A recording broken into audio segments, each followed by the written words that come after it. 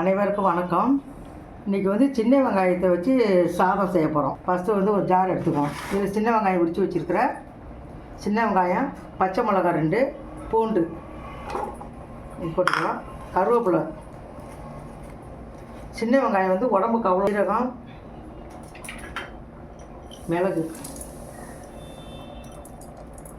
அரைச்சிட்டு வந்துடலாம். தண்ணி ஊற்றாமல் அரைக்கணும், குறைவாக அரைச்சிட்டு வந்துடலாம்.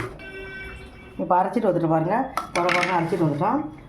ஒரு தக்காளி அதையும் கட் பண்ணி நைஸாக அரைச்சிட்டு வந்திருக்கேன். தேவையானது கடலைப்பருப்பு, கொத்தமல்லி, வீட்டில் அரைச்ச குழம்பு மிளகாத்தூள் வச்சுருக்கேன். கடாய் சூடானதையும் நல்லெண்ணெயில் செஞ்சோம்னா ரொம்ப நல்லது. கடுகு போட்டுக்கிறேங்க. ஒரு கிண்ணத்தில் எடுத்து வச்சுருக்கேன். கருவேப்பிலை ஏற்கனவே கருவேப்பிலை அரைச்சிருக்கோம், கொஞ்சமாக போட்டால் போதும். போட்டுருவாங்க.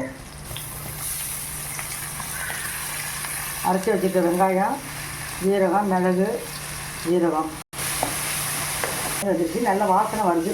அரைச்சி வச்சுருக்கேன் பாருங்கள். அந்த ஜூஸையும் ஊற்றிடுங்க. இதில் தண்ணி தக்காளி இது கொஞ்சம் வதக்கி வரட்டும். இது கூடவே மஞ்சத்தூள், வீட்டில் அரைச்சி வச்ச மிளகாத்தூள், குழம்பு மிளகாத்தூள் கொஞ்சமாக போட்டுக்கிறேங்க.